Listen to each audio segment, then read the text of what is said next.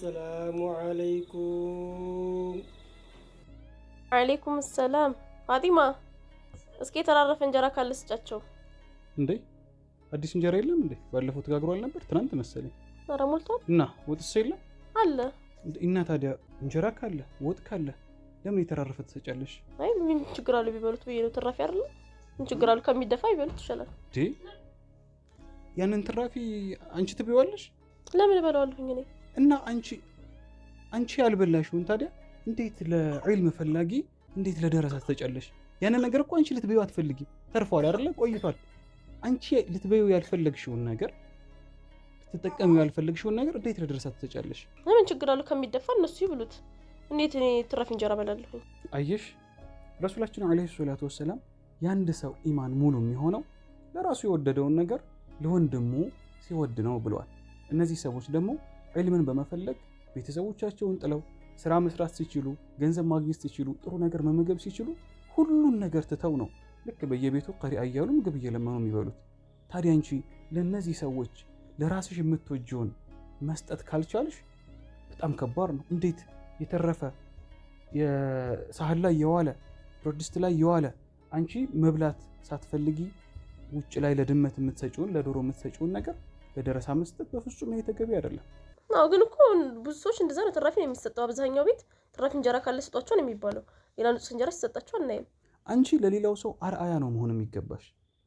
ይሄ ትክክል አይደለም። ለራሳችን የምንወደውን መስጠት አለብን፣ ማካፈል አለብን፣ ማስተማር ነው የሚኖርብሽ እንጂ ሰዎች ገና ለገናው ትራፊ ሰጡ ብለሽ እንዲህ ዒልም ለሚፈልጉ ደረሶች ነገ ከነገ ወዲያ የመስጂድ ኢማም የሚሆኑ ነገ ከነገ ወዲያ ዲናችንን ለኛ ለሚያስተምሩ ደረሶች ይህንን ማድረግ ተገቢ አይደለም። ሰው ሲሰራ ካየሽ በተቻለሽ አቅም መምከር ነው እንጂ ሰው ሲሰራ አየሁ ተብሎ ይሄ ነገር በፍጹም መደረግ የለበትም። እሺ ወይ በርበሬ ልስጣቸው እንዴ?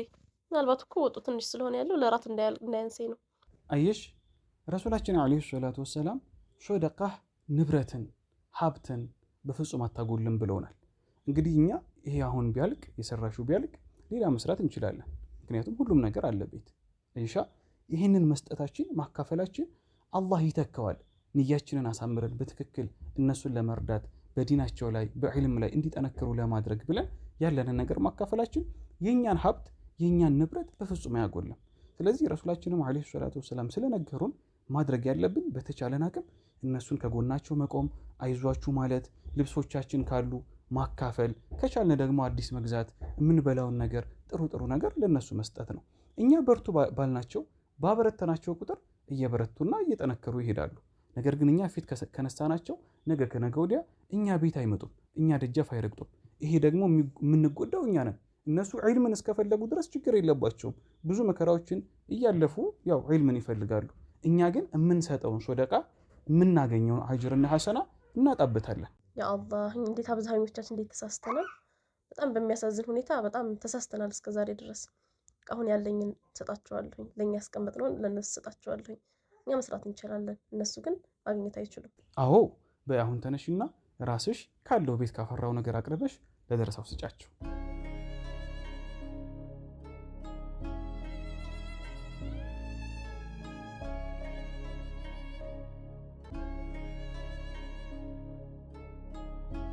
አያችሁ እንደ ማህበረሰብ ደረሶችን ማበርታት፣ ዒልምን የሚፈልጉ ሰዎችን አይዟችሁ ማለት ይገባናል።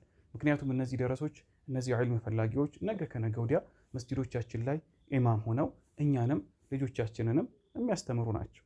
ስለዚህ ረሱላችን አለይሂ ሰላቱ ወሰላም ሶደቃ መስጠታችን ኪሳራ ውስጥ እንደማይከተን ይልቁንም አላህ በረካን እንደሚሰጠን አስተምረውናል። ስለዚህ በተቻለን አቅም ከጎናቸው ልንቆምና የተሻለንን ነገር ልናካፍላቸው ይገባል።